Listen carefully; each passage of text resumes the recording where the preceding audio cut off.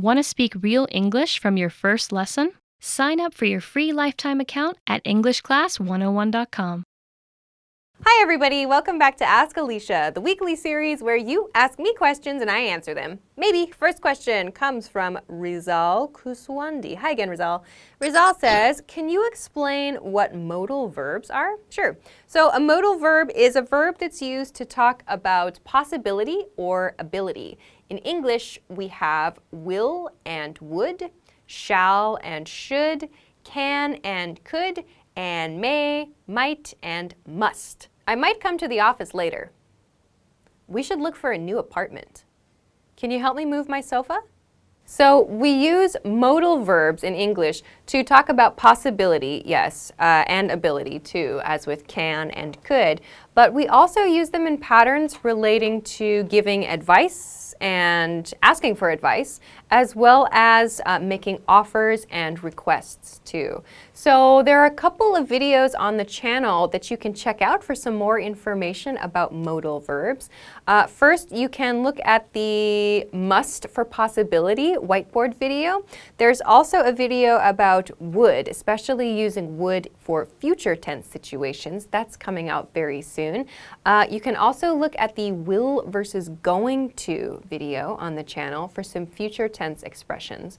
There are some other videos about modal verbs coming out and some other information about may and might and must in live streams. So please take a look around the channel for some more information, some detailed information about some of these modal verbs. And of course, there'll be more content coming up soon. So I hope that you check out those lessons and I hope that you can get a good start on modal verb studies. Thanks very much for sending this along. I hope that helps clear up what a modal verb is. Okay, let's move along to your next question. Next question comes from Trang. Hi, Trang. Trang says, hi, Alisha. What does get rid of mean?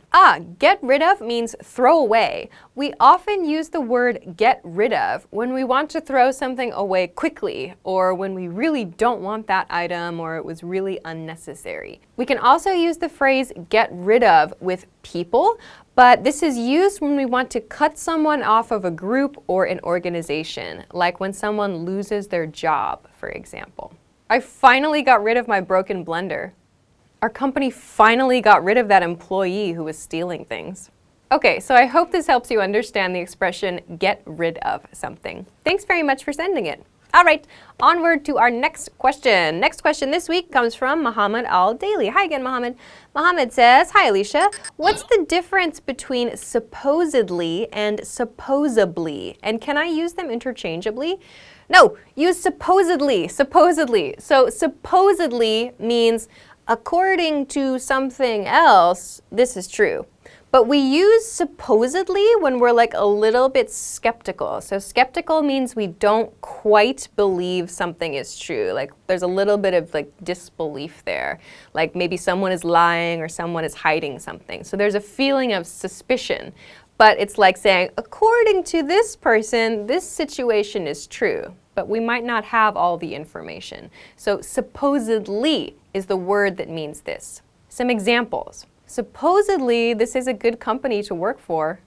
Supposedly, he missed his flight because of traffic. So supposably, the other word you introduced, means conceivable, something we are able to conceive of, something that we can suppose. So it does not have this meaning of according to someone plus disbelief. It doesn't have the same meaning as supposedly. In American English, speakers will use this word, but it's a mistake. They're intending, they're planning, they want to use the word supposedly, but they make a mistake and use supposably instead. So please use supposedly, not supposably. I hope that this helps you. Thanks very much for the question. All right, let's move on to your next question. Next question comes from Motahare. Motahare, I hope. Hello, Motahare. Motahare says, hi, Alisha. Is it true that we use of for something that belongs to a thing or animal, but apostrophe s for something that belongs to a human? No, it is not true.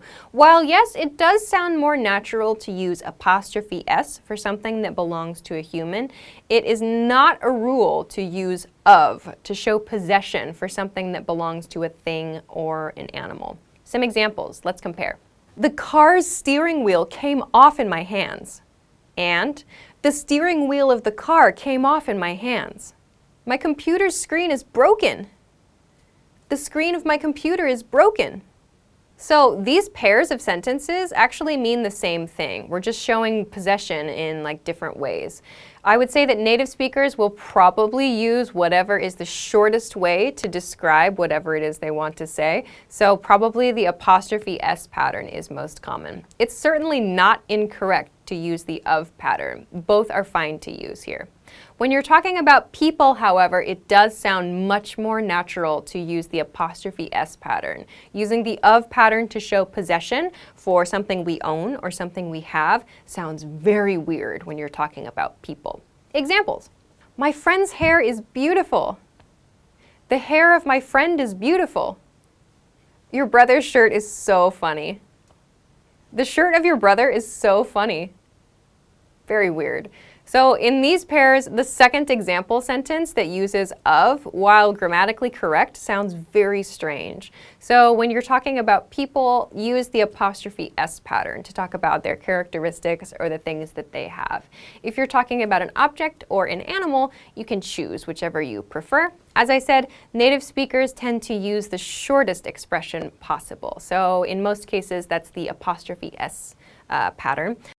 Also note that in some formal situations, when we want to make something sound a bit more like grand or exciting, we will use that of pattern instead of the apostrophe S pattern, like the palace of the king instead of the king's palace. So that's going to make it sound a little bit more exciting. So in those cases, in like those formal, really exciting, like luxurious, expensive cases, you might hear of used more often.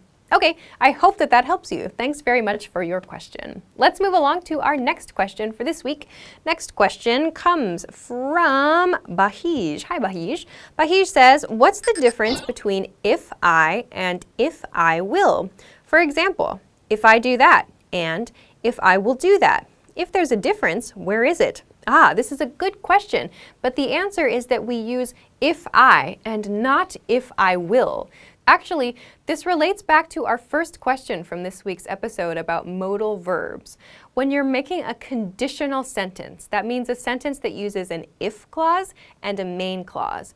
We do not use a modal verb in the if clause. If you want to use a modal verb, your modal verb needs to come in your main clause. So that means if you want to make an if sentence and you want to use will, you can use them in the same sentence, but you have to separate the clauses that they're in. That means if I something, something, something, I will something, something, something. That's the pattern that you need to use. You cannot use if I will together in that way. You have to separate these two. Some examples. If I have the day off tomorrow, I'll go to the movie theater. If we save enough money this month, we can go to Hawaii this summer. So the second example sentence uses a different modal verb. I used can there instead of will. So just make sure that when you're making these conditional sentences that you don't use your modal verb in your if clause. Use it in your main clause. Also, remember, you can swap the order. You can switch the order so that it's main clause first, if clause second. That's fine. The same rule still applies. We can go to Hawaii this summer if we save enough money this month. So that's also fine. You can choose whichever you prefer. So I hope that that helps you. Use if I, not if I will. Thanks very much for the question. Okay, that is everything that I have for this week. Thank you, as always, for sending your questions. Remember, you can send them to me at englishclass101.com/ask-Alisha. Also, if you liked this video, please don't forget to give it a thumbs up, subscribe to our channel if you haven't already, and check us out at englishclass101.com for some other things that can help you with your English studies. Thanks very much for watching this week's episode of Ask Alisha, and I will see you again next week. Bye-bye. Want to speed up your language learning? Take your very first lesson with us. You'll start speaking in minutes and master real conversations. Sign up for your free lifetime account. Just click the link in the description.